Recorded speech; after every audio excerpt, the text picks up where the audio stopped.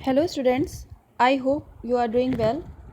सो हमारा आज का नया टॉपिक है बॉन्ड एंगल। हम यहाँ पे देखेंगे कि कैसे हम न्यूमेरिकल को अप्रोच कर सकते हैं कुछ फैक्टर्स को अप्लाई करके, और उन फैक्टर्स को हमको कैसे न्यूमेरिकल में अप्लाई करना है जिसके थ्रू हम बॉन्ड एंगल एग्ज़ाम में ईजिली वे में निकाल सकें।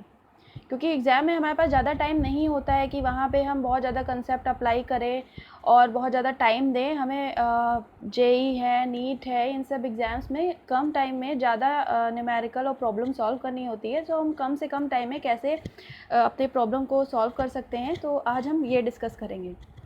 तो जैसा कि आप यहाँ पे देख रहे हैं, बॉन्ड एंगल को इफ़ेक्ट करने के लिए हमारे पास 4 फैक्टर हैं। पहला है हाइब्रिडाइजेशन, लोन पेयर, इलेक्ट्रोनेगेटिविटी और साइज ऑफ सेंट्रल एटम और एलिमेंट, इलेक्ट्रोनेगेटिविटी और साइज ऑफ सब्स्टिट्यूएंट और टर्मिनल एटम। तो पहले हम देखेंगे हाइब्रिडाइजेशन।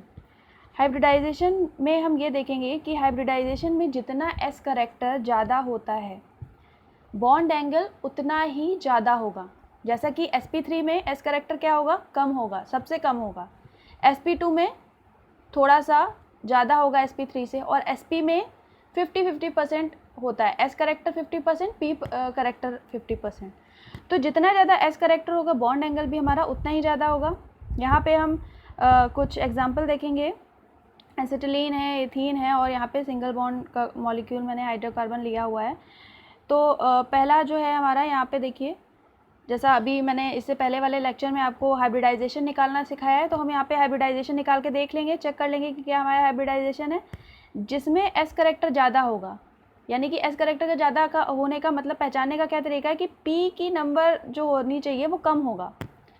पी का नंबर जितना ही कम होगा, एस करेक्टर उसमें उतना ही ज़्यादा होगा। यहाँ पे देखिए एस और पी इक्वल अमाउंट में है, यहाँ पे एस कम हो गया, पी ज़्यादा हो गया, यहाँ पे पी सबसे ज़्यादा है।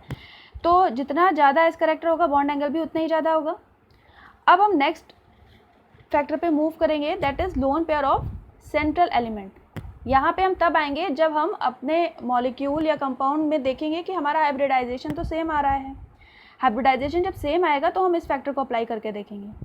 अब यहाँ पे हमको ये पता है VSEPR थ्योरी के अकॉर्डिंग क्या होता है कि लोन पेयर में रिपल्शन सबसे ज़्यादा होता है, और बॉन्ड पेयर में रिपल्शन सबसे कम होता है। तो जितने ज़्यादा लोन पेयर होंगे, बॉन्ड एंगल भी उतना ही कम होगा। जैसे कि यहाँ पे आप देखिए, इन्वर्सली रिलेशन है, इन्वर्सली प्रोपोर्शनल होता है बॉन्ड एंगल लोन पेयर के।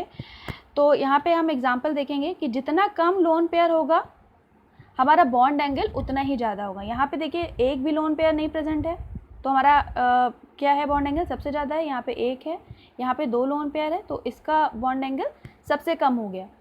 तो जैसे जैसे लोन पेयर इंक्रीज़ होगा, बॉन्ड एंगल भी क्या होगा, डिक्रीज़ होगा।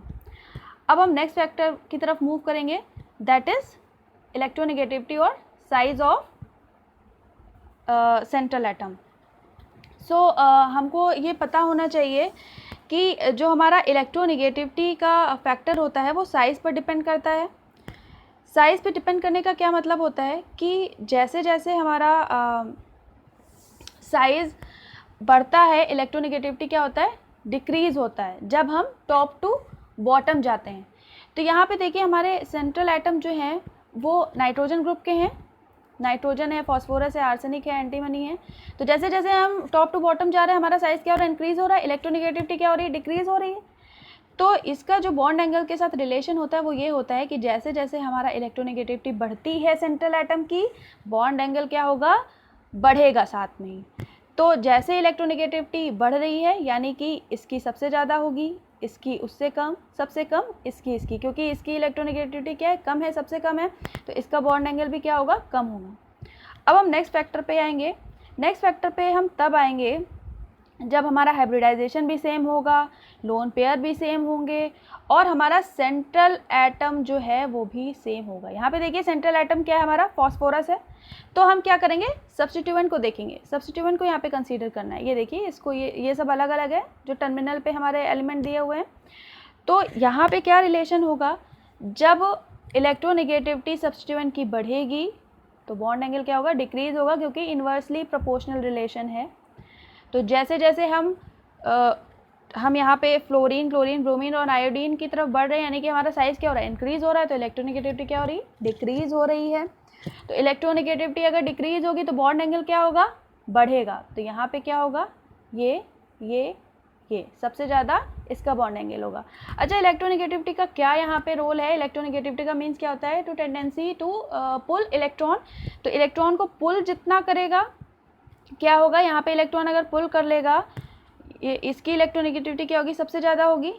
तो ये फ्लोरीन क्या करेगा, अपनी तरफ इलेक्ट्रॉन को पुल कर लेगा। जब आप इसके पास इलेक्ट्रॉन आ जाएंगे तो क्या होगा, यहाँ पे फ्लोरीन के पास जब लोन पेयर का यानी कि इलेक्ट्रॉन प्रेजेंट हो जाएंगे यहाँ पे, तो इन दोनों के बीच में रिपल्शन बढ़ने लगेगा। और जब इन दोनों के बीच में रिपल्शन बढ़ेगा तो यहाँ पे क्या होगा, गैप कम हो जाएगा, इसलिए बॉन्ड एंगल क्या होगा, डिक्रीज हो जाएगा अपने आप से ही। सो ये थे हमारा आज का लेक्चर, बॉन्ड एंगल हमने यहाँ पे पढ़ा, जो कि हमें हेल्प करेगा आगे। और अगर आपको ये वीडियो अच्छी लगी हो तो सब्सक्राइब करिए, लोगों के साथ ज़्यादा से ज़्यादा शेयर करिए, लाइक करिए, जिससे मुझे और मोटिवेशन मिले कि मैं आप लोगों के लिए ऐसे ही कुछ टिप्स और ट्रिक्स ला सकूं, कुछ न्यूमेरिकल डिस्कस कर सकूं, जिसके थ्रू आपको ईजिली आप प्रॉब्लम्स को टैकल कर सकें। So thank you students.